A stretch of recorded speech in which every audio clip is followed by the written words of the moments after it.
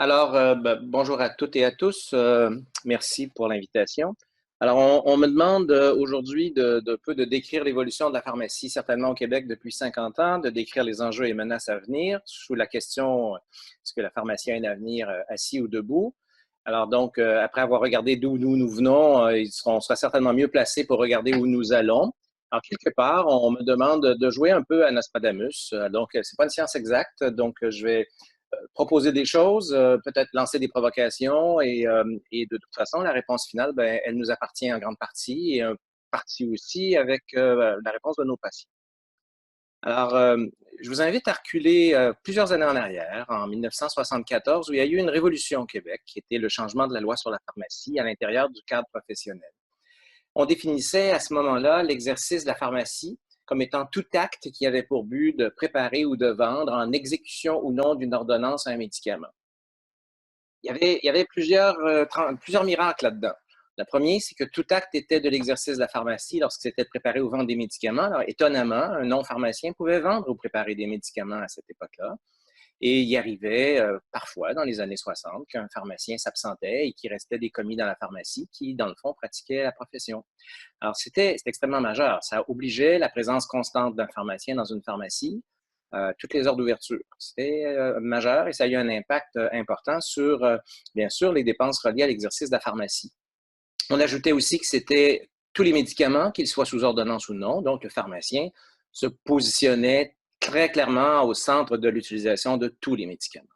Il y avait un deuxième volet qui était que l'exercice de la pharmacie comprenait la communication de renseignements sur l'usage prescrit ou reconnu des médicaments.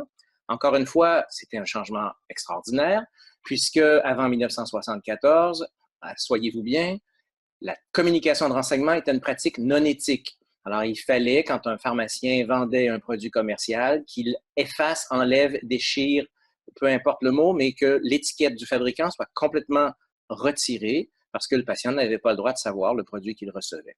Alors, toute la notion qu'on a aujourd'hui de communication d'information et de conseil, on voit quand même la révolution extrêmement importante qui est survenue en 1974 et la constitution d'un dossier patient et l'étude pharmacologique de ce dossier. Donc, on attribuait aux pharmaciens un rôle extrêmement important sur l'évaluation pharmacologique. Évidemment, en rétrospective, il manquait une variable importante, c'est que c'est bien beau étudier, mais le pharmacien avait somme toute très peu de pouvoir pour intervenir suite à l'étude de son dossier, si ce n'est que d'intervenir auprès du prescripteur, du médecin prescripteur. Les impacts, donc, de tout ça, c'était qu'on avait maintenant une distribution exclusive des médicaments en pharmacie. On avait aussi que la définition d'ordonnance changeait pour devenir une autorisation et non une obligation, ce qui donnait un droit fondamental au pharmacien de dire qu'il refusait de servir le médicament, alors qu'auparavant, il était obligé de le fournir. Sa responsabilité professionnelle changeait beaucoup. On avait maintenant le droit de transmettre l'information. Alors, non seulement on laissait les étiquettes des fabricants, mais on pouvait personnaliser une étiquette et de donner des conseils aux patients. On a dû constituer des dossiers pharmacologiques. Ça a été aussi un impact extrêmement important sur l'organisation du travail et des ressources qu'il fallait obtenir en pharmacie pour pratiquer.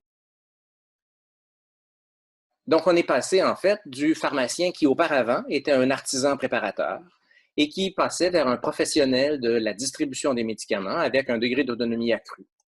Entre les deux, il y a eu une espèce de vide entre le rôle de préparateur de médicaments du pharmacien et ce volet de distributeur où on appelait ça un peu ironiquement le savant distributeur, puisqu'il n'était qu'un distributeur savant, mais qui avait très peu de moyens pour intervenir ou appliquer un jugement clinique avec un impact quel qu'il soit.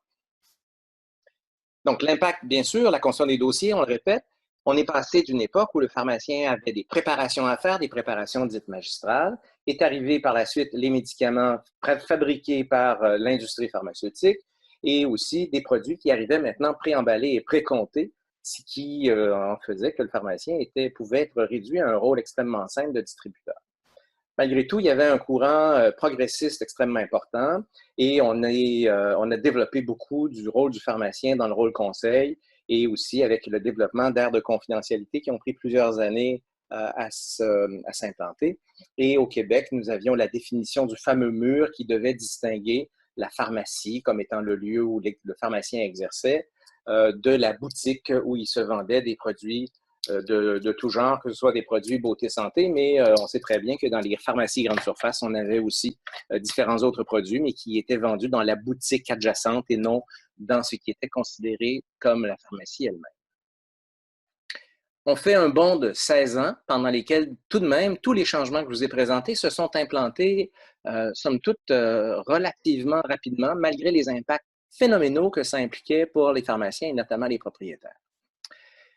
Le volet qui semblait manquer, l'étude pharmacologique d'un dossier, c'était pas une approche très centrée sur les personnes, puisqu'évidemment, un médicament qui reste dans un pot, c'est un médicament pas utilisé. C'est à la limite un produit chimique, ça sert à peu de choses. Le médicament prend tout son sens lorsqu'il est consommé par un humain et qu'il donne des bénéfices, heureusement, et parfois des effets indésirables. Et donc, cette tendance nord-américaine a trouvé forme dans un concept où on voulait intégrer le patient dans cette dynamique d'utilisation du médicament, et c'est ce qui a été appelé le concept des soins pharmaceutiques, développé par l'équipe de Linda Strand à l'Université du Minnesota. On a traduit au Québec la définition des soins pharmaceutiques comme étant l'ensemble des actes et services que le pharmacien doit procurer à un usager dans le but de lui procurer une pharmacothérapie qui vise l'atteinte d'objectifs thérapeutiques, préventifs, curatifs ou palliatifs. Donc, on plonge clairement dans la vie des patients, dans cette expérience pharmacothérapeutique où on donne la responsabilité aux pharmaciens, non seulement de procurer le médicament, mais d'en assurer un usage qui maximise les bénéfices et les effets indésirables. À l'époque, évidemment, ça a été perçu comme de la haute voltige, de la grande philosophie et peut-être quelque chose qui avait un degré d'irréalisme qui dépassait son réalisme. Donc, on est au début des années 90 et évidemment, pour réaliser ce mandat de prendre soin des patients, il fallait, au-delà de la vente de médicaments, procéder à la surveillance de la thérapie ou au monitorage ou au monitoring, qui, dans le fond, sont toutes les actions qu'un pharmacien ou que n'importe quel professionnel pourrait prendre pour s'assurer que les résultats que le patient obtient sont compatibles avec les objectifs thérapeutiques élaborés par le médecin traitant ou une équipe de soins et que le patient, il tire le maximum de bénéfices du traitement et qu'il a le minimum de réactions indésirables. Donc, cette balance entre l'efficacité et la sécurité, le pharmacien tente de se positionner comme un acteur important pouvant résoudre les problèmes que vivent les patients, tant au niveau de l'efficacité que de la sécurité. Alors, ce qui découlait de cette définition-là, c'est qu'au-delà donc de la fourniture du médicament, le pharmacien devait procéder à une certaine forme d'évaluation du patient, bien sûr incluant le dossier, mais son histoire, plusieurs examens cliniques et paracliniques, et analyser tout ça pour avoir une valeur ajoutée dans les patients. Donc, dans le fond, on ne faisait pas qu'étudier le dossier ou le profil, mais il fallait plonger dans l'expérience que le patient vit en utilisant un médicament. Et évidemment, l'étape la plus importante, c'est après avoir colligé de l'information, cerné une situation, il faut solutionner le problème. Et idéalement, de prendre le plus de place possible pour la solution du problème et non de toujours transférer les problèmes potentiels identifiés dans la cour du médecin, auquel cas le pharmacien retire assez peu de crédit du travail qu'il a fait puisqu'il confie la solution à quelqu'un d'autre. Alors, c'était un peu ce qu'on avait et quel outil qu'on avait à l'époque. Et on a toujours, sous l'égide de la loi de 1974, on n'avait qu'un pouvoir de recommandation puisque toute solution passait par la prescription du médecin. Alors, c'est le mieux qu'on pouvait faire, mais c'était quand même une situation réelle où il semblait y avoir des besoins dans l'utilisation des médicaments et le modèle de soins pharmaceutiques proposait le pharmacien comme étant une solution à ces problèmes d'utilisation, problèmes qui sont toujours d'actualité aujourd'hui. Le pouvoir de recommandation, on y reviendra un peu plus tard, mais il est arrivé beaucoup plus tard, en 2015, avec ce qui s'appelle au Québec la loi 41, qui donnait de nouvelles responsabilités aux pharmaciens.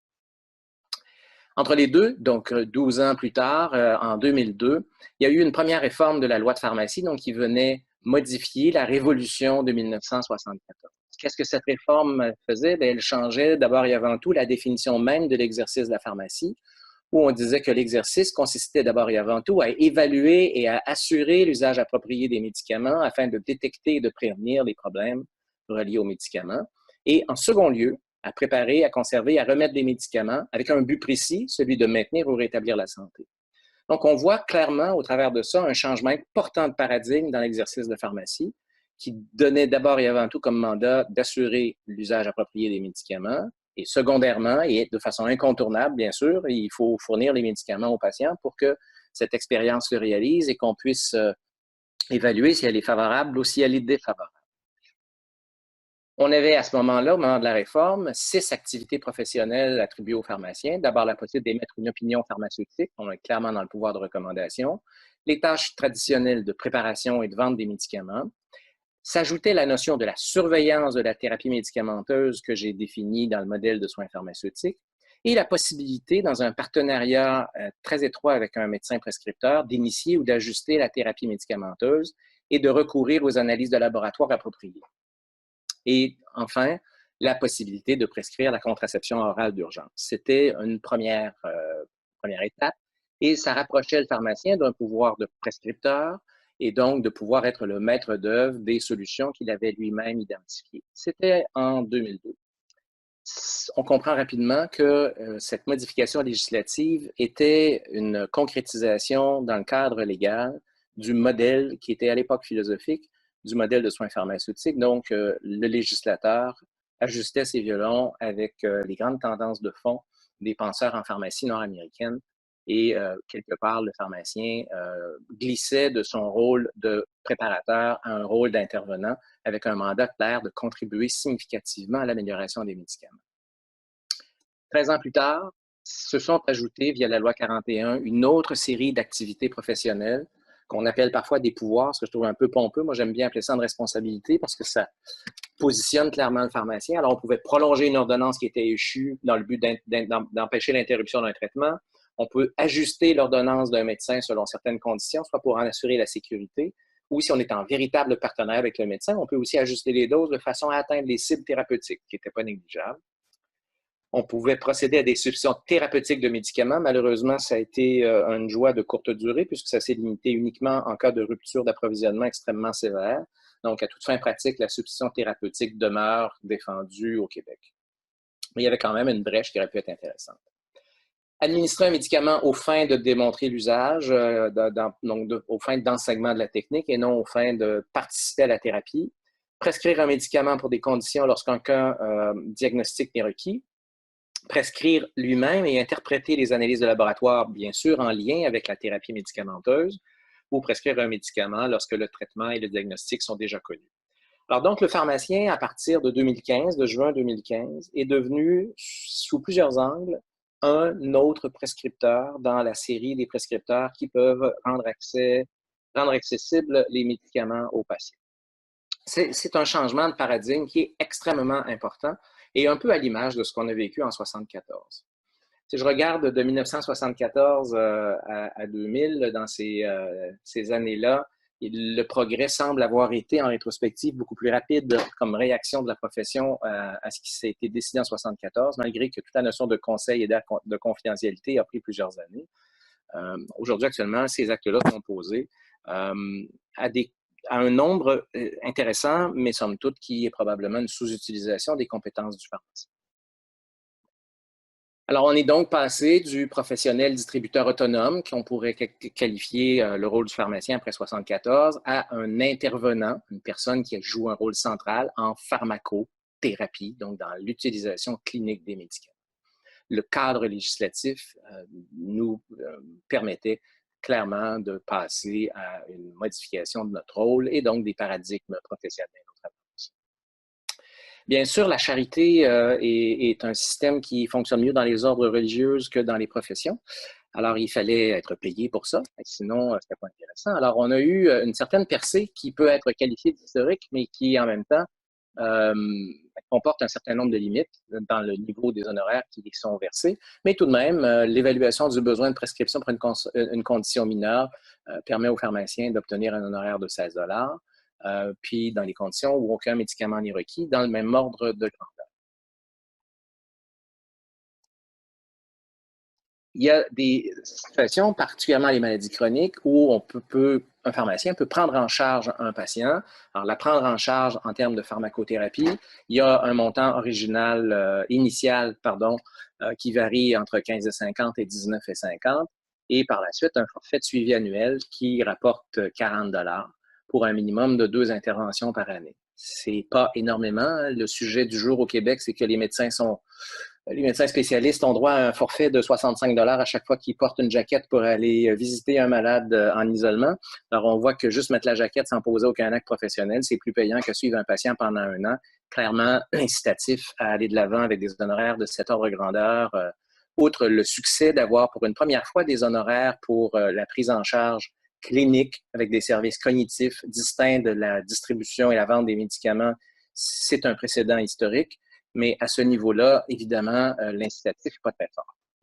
Si on veut être très optimiste et même très conservateur, si on fragmente ça un peu puis on pose un tarif arbitraire de 125 $ de l'heure, 15,50 $, ça permet une consultation de 7,5 minutes. C'est 2 fois plus court que la consultation qu'on demande aux médecins.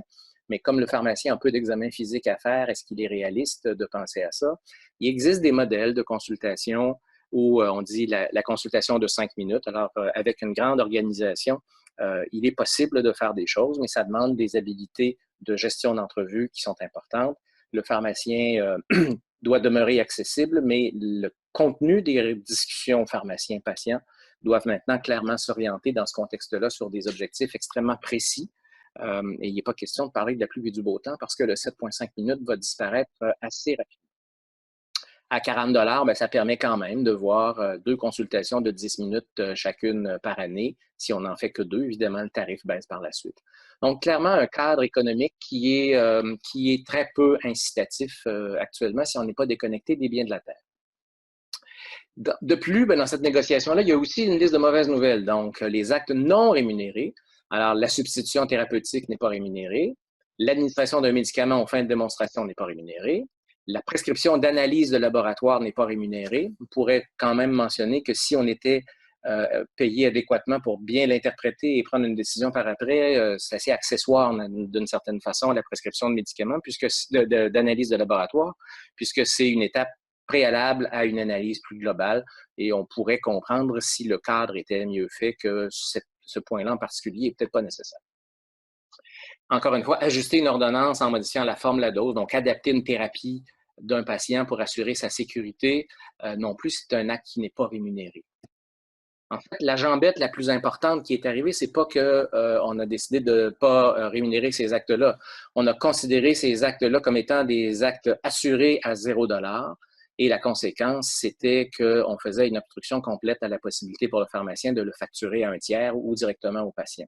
Ce qui veut dire que le ministre a décrété que voici l'acte qu'il y a là, mais je vous oblige à le faire gracieusement, ce qui est, à mon avis, une contravention importante aux règles commerciales et une jambette assez claire à la pratique pharmaceutique. À mon avis, cet énoncé-là fait extrêmement mal et est un non-sens d'assurer un service à 0 $. Et c'est un débat politique auquel il faudra probablement s'attaquer au Québec. Bref, le message aux pharmaciens, c'est on veut bien reconnaître vos compétences. On a reconnu par des décisions législatives votées à l'unanimité, mais lorsqu'est arrivé le temps de mettre une valeur sur ces actes-là, la timidité du gouvernement a été plutôt importante. Donc, on a une espèce de double message. Je crois en vous comme intervenant de première ligne, mais j'y crois pas assez pour vous payer. Si on est un peu défaitiste, c'est un peu la façon de le voir. Alors, c'est un peu le chemin qui a été fait en pharmacie de 1974 à aujourd'hui. Donc, on voit qu'à toutes les 10 à 15 ans, il y a des révolutions législatives extrêmement importantes. Et ça nous dit, dans le fond, que le pharmacien qui est passé de l'artisan préparateur à un intervenant à qui on donne le mandat d'assurer l'efficacité et la sécurité des médicaments, il y a eu une évolution extrêmement importante. Alors, si on parle de l'avenir de la pharmacie, quand on regarde le passé, la pharmacie a vécu d'énormes changements législatifs néanmoins. La question, c'est est-ce que ça trouve écho dans la réalité et en quoi ça nous prépare pour le futur? Alors, dans ce futur-là, on voit quoi? On voit des honoraires qui, dans certains cas, sont peu incitatifs. On a vu certainement au Québec des changements ou des limites importantes dans les contributions ou les retours financiers qui sont offerts aux fabricants aux pharmaciens par les fabricants, ce qui a clairement, bien sûr, un impact sur les revenus des pharmacies. Plusieurs intervenants, dont les assureurs, questionnent la pérennité des programmes d'assurance médicaments en raison de la croissance énorme, tant du volume d'utilisation que du coût individuel de certaines thérapies, et donc une croissance quasi hors de contrôle de l'enveloppe médicaments par rapport à la croissance de l'économie. Il y a l'offensive des assureurs qui ont questionné plusieurs pans de l'assurance médicaments, notamment leur prix d'acquisition, les honoraires facturés par les pharmaciens. Donc, il y a eu une offensive significative et qui n'est probablement pas terminée. Et pour finir, bien, le ministre a imposé aux pharmaciens, suite à plusieurs récriminations publiques, a imposé aux pharmaciens une facture détaillée permettant aux patients de connaître la ventilation des coûts, donc le coûtant du médicament, les frais de distribution et les honoraires professionnels que le pharmacien concerne.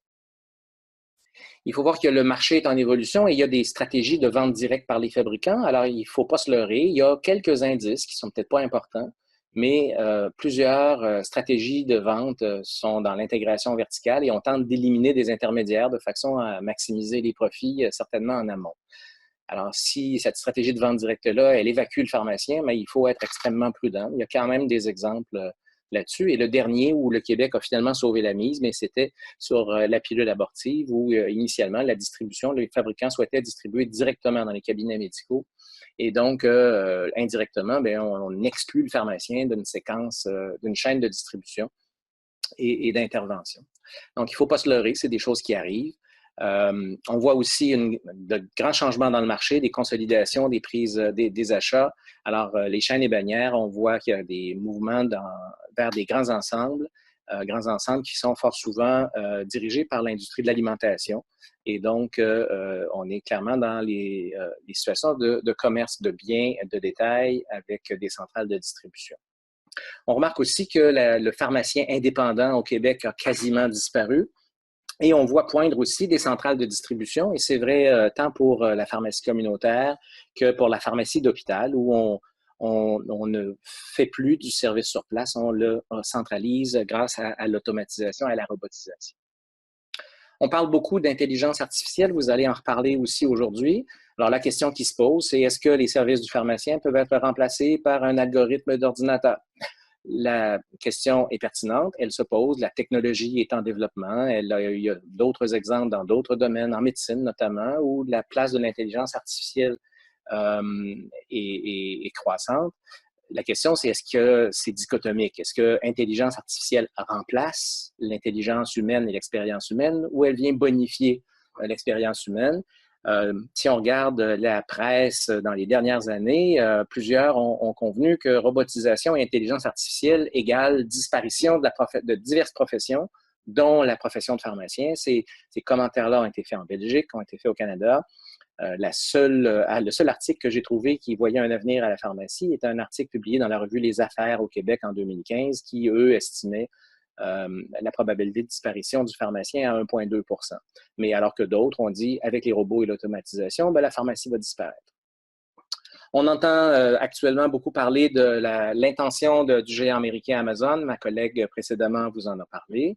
Alors, Amazon lorgne vers le marché de la santé. C'est un marché lucratif. Ils ont une expérience incontestable dans la distribution rapide de médicaments. Donc, c'est toute la notion de pharmacie en ligne, de pharmacie par Internet. Mais d'une certaine façon, il y a 25 ans, on se sentait aussi menacé par la pharmacie postale. Donc, essentiellement, la question, c'est toujours le même paradigme, c'est est-ce qu'on peut se passer d'une rencontre physique avec un pharmacien pour obtenir des médicaments? En fait, si on résume tout ça, je vous propose comme dénominateur commun que plusieurs intervenants, gouvernements, payeurs, tiers payeurs, assureurs et même des entreprises commerciales qui pénètrent le monde de la pharmacie assument que ce n'est qu'une chaîne d'approvisionnement et il y a une forme de contestation de la valeur ajoutée que le pharmacien apporte, pensant que tout ceci se remplace avantageusement par une commande web et un service de messagerie efficace. Alors, si on regarde un petit peu l'intelligence artificielle, bien sûr qu'il y a des logiciels disponibles et les logiciels sont souvent même interfacés dans nos logiciels pharmacie. Ce sont des logiciels dits d'aide à la décision. Si je regarde l'ensemble des messages que ces logiciels-là, je trouve qu'ils nous posent de bonnes questions, mais ils peuvent exceptionnellement apporter les réponses à ces questions-là. Donc, l'individualisation de cette information-là pour le patient qui est en face de nous, l'intelligence artificielle n'est pas rendue là. Mais il existe des exemples, particulièrement en radiologie, où en fournissant une banque d'images à un ordinateur, il réussit à faire une lecture passablement importante et efficace d'images radiologiques, ce qui fait qu'il est vraisemblable que d'autres professions, comme en médecine, soient affectées par l'automatisation et l'intelligence artificielle. Heureusement, les radiologistes ont déjà migré vers la radiologie d'intervention et donc l'humain conserve une place importante. Et les journées à la noirceur à regarder les écrans et à décrire des images sont probablement une image de la radiologie qui est en voie de disparition. Évidemment, l'intelligence artificielle et de penser que ça peut remplacer un professionnel, c'est basé sur des prémices. La première prémisse, c'est que la science est complète, qu'on sait tout. C'est faux. La science n'est pas complète et même s'il y a des informations scientifiques qui sont connues, parfois, il faut tenir compte de limites méthodologiques et aussi de réponses individuelles. La science nous fournit des réponses basées sur des moyennes et quand on est dans une relation avec un patient, un malade, ce patient-là n'est pas une moyenne, il est un point quelque part sur cette moyenne et rien ne dit que sa réponse sera du même ordre de grandeur que ce que la science nous dicterait et qu'on intégrerait dans une intelligence artificielle. Ça nous amène donc à toute la notion du jugement clinique. Le jugement clinique, je dis parfois ironiquement que le jugement clinique, c'est la décision qu'il faut prendre quand la science ne nous fournit pas la réponse. Alors, ça s'applique clairement à l'ordinateur. Si la science ne permet pas à l'ordinateur de répondre, bien, on essaie de combler le manque de connaissances avec un amalgame d'expériences passées et des connaissances actuellement disponibles avec toutes les limites qu'elles ont. Alors, évidemment, la science est toujours en évolution, mais je pense qu'il restera toujours des zones grises où l'humain protège sa place et c'est donc une façon passablement simpliste en 2018 de mentionner que l'intelligence artificielle peut complètement remplacer les professionnels, pharmaciens inclus. Si on regarde en fait toutes ces grandes tendances presque apocalyptiques de pouvoir se débarrasser du pharmacien dans la chaîne d'approvisionnement grâce à l'automatisation et se débarrasser du pharmacien grâce à l'intelligence artificielle, c'est donc un modèle d'affaires qui est essentiellement centré sur le produit, centré sur une commande qui est une commande web, avec une préparation qui est dans une centrale de préparation, généralement à haut volume, fortement automatisée, ce qui fait qu'ils ont un volume d'achat important, ils ont des processus qui baissent les coûts de revient et qui, en général, est un processus qui améliore le contrôle des erreurs. L'expérience que j'ai en milieu hospitalier, c'est que cette robotisation, elle est implantée, elle est en marche depuis plus d'une vingtaine d'années. Et clairement qu'elle réduit les erreurs et qu'elle diminue le coût de revient, elle réduit les pertes, elle facilite la traçabilité. Donc, il y a clairement des bénéfices à l'automatisation et ça n'a pas coûté aucun emploi. Au contraire, on a transféré ça en activité cognitive. Et les volets final, mais est-ce qu'on se prive de la consultation du pharmacien? Ben oui, on peut avoir des consultations virtuelles, des interactions virtuelles. On en a un peu parlé ce matin. Alors, et quand on parle de ça, on peut se priver de la consultation du pharmacien, on entend toutes sortes d'exclamations. On ne peut pas faire ça, c'est juste de la vente, les ordres professionnels vont interdire ça, c'est contre la déontologie. Dans nos codes de déontologie, on interdit la pratique interpersonnelle et donc il n'y aura pas de conseil. Ces arguments-là, malheureusement, la consultation en ligne, ben ça existe, la consultation en ligne. Je vous fournis quelques exemples. Ici, un exemple américain, Just Answers par un pharmacien. Alors, vous posez vos questions en ligne et un pharmacien va vous répondre. Ça se fait sur des discussions un pour un. C'est pas de la base de données. C'est pas Dr Google qui nous répond. C'est un humain en ligne et à distance. On a parlé de mon collègue Alexandre Chagnon. Alexandre Chagnon a lancé le site Questions pour un pharmacien, site québécois qui est en ligne. Est-ce que ça a été important? Bien sûr, l'Ordre des pharmaciens a reconnu ça comme étant le prix Innovation en 2017. Alors, non seulement la consultation en ligne, elle existe, elle est permise, mais elle a été reconnue par notre ordre professionnel. Alors, ceux qui pensent que tout ce qui se fait de façon virtuelle n'est pas de qualité, bien, on a quand même des exemples où il ne faut pas minimiser le tout. Je prends un autre exemple européen ici que j'ai trouvé assez intéressant. Le nom du site est fascinant, Mon pharmacien conseil, mais les 2 tiers de la page, c'est l'annonce d'un produit au rabais. Alors, il y a une espèce de dualité quand même dans le volet conseil du pharmacien, vente de médicaments. On semble toujours en pharmacie balancer entre les deux. On a comme un dilemme professionnel en pharmacie. Sommes-nous des professionnels de la santé ou un commerçant? Et le combat semble engagé entre ces deux camps qui, un peu puristes, défendent chacune leur position. Il y a comme une espèce de crise existentielle entre ce rôle de commerçant, de vendeur et du rôle professionnel. Bien sûr, il y a un lien entre les deux. On peut être un commerçant et avoir un support professionnel, mais c'est quand même assez fascinant comment est-ce qu'on a l'épiderme sensible quand on fait ce débat du pharmacien versus le commerçant. Pourtant, quand on regarde la définition du commerce, bien, le commerce, c'est une activité qui consiste dans l'achat, la vente ou l'échange de marchandises, de denrées, de valeurs ou de vente de services. Il n'y a pas d'opposition. Un commerçant, ça peut être un vendeur de services. C'est donc un échange d'un bien ou d'un service en échange d'argent pour gagner sa vie. Alors, il me semble que ce débat-là n'a comme pas de sens. Tout pharmacien a le droit de gagner sa vie, bien sûr, et il le fait en fournissant des services professionnels et des produits. Le débat, c'est un peu, est-ce que les pharmaciens sont intéressés à vendre des services professionnels et à en faire la mise en marché, me semble-t-il.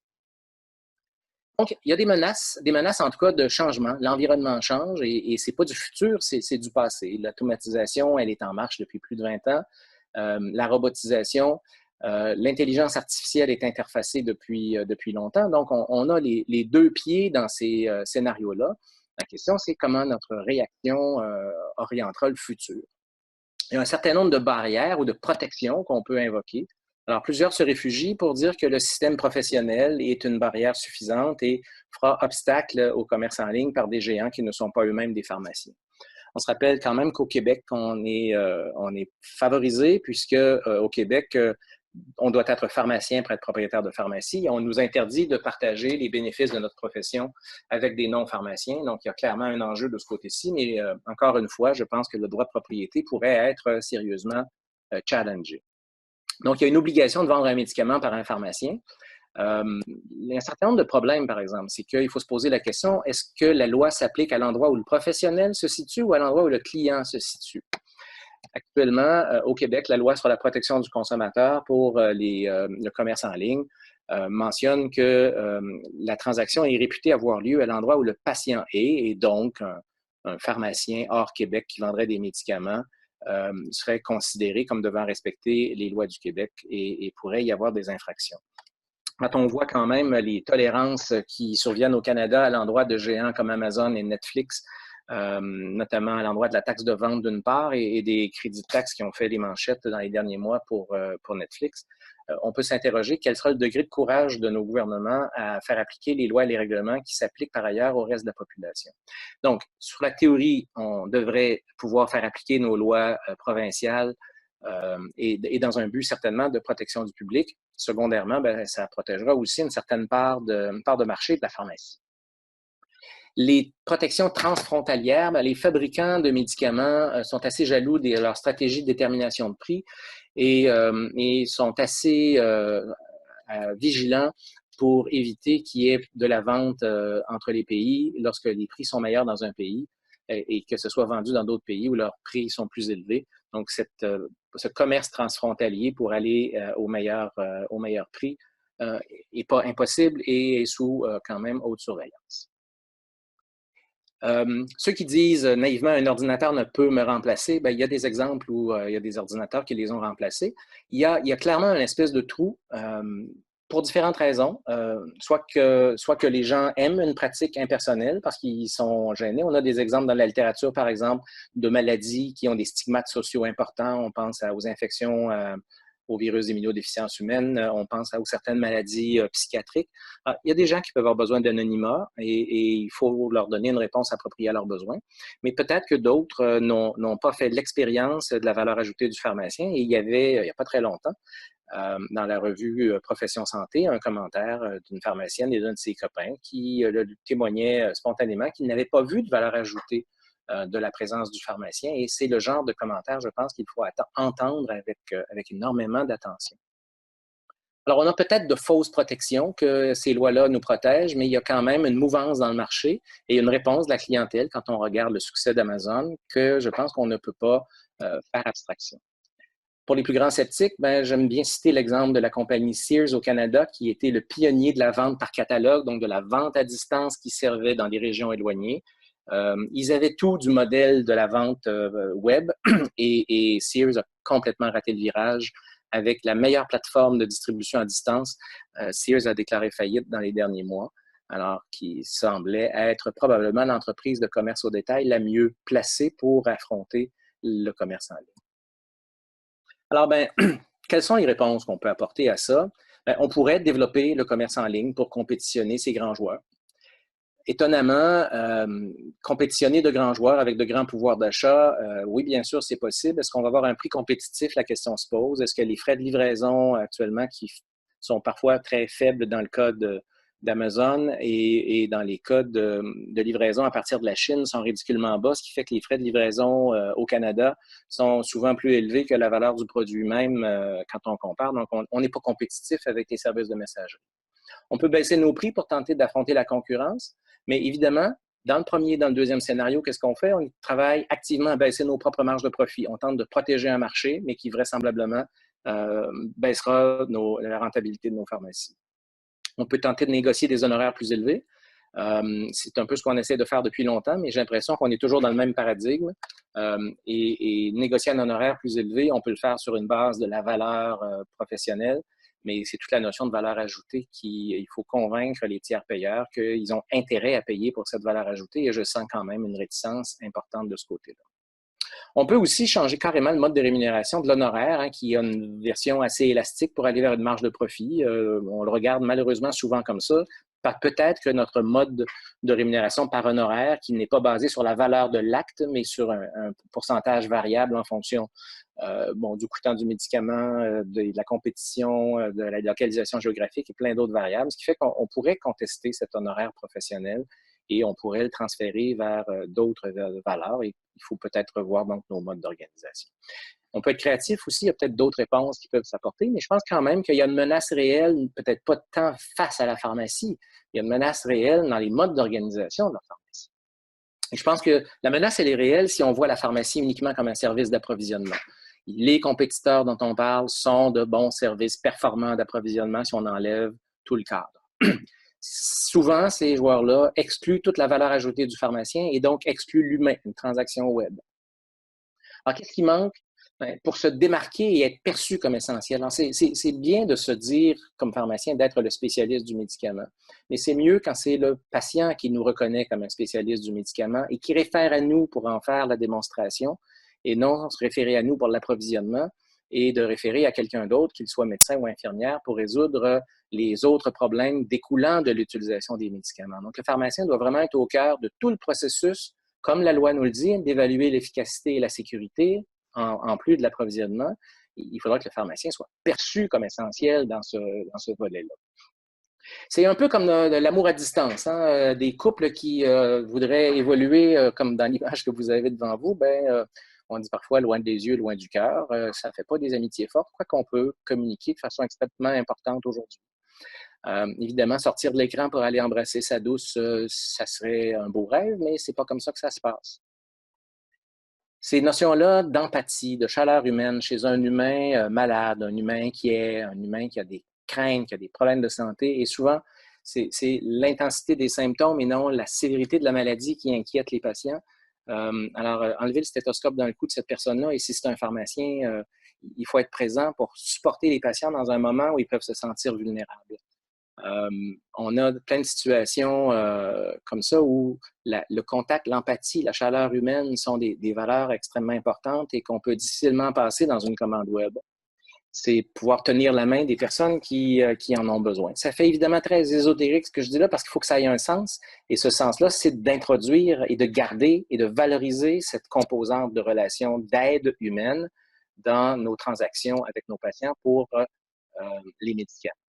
C'est donc ce qui manque, à mon avis, c'est l'humain. C'est l'humain et la valeur ajoutée pharmaceutique que le pharmacien doit apporter, qui va faire que la relation pharmacien-patient sera exclusive et qu'elle sera prépondérante dans la relation d'acquisition d'un médicament. Moi, je pense que l'enjeu central du développement, c'est l'enjeu de la valeur ajoutée avec l'humain au centre. On parle beaucoup de services que le pharmacien peut fournir.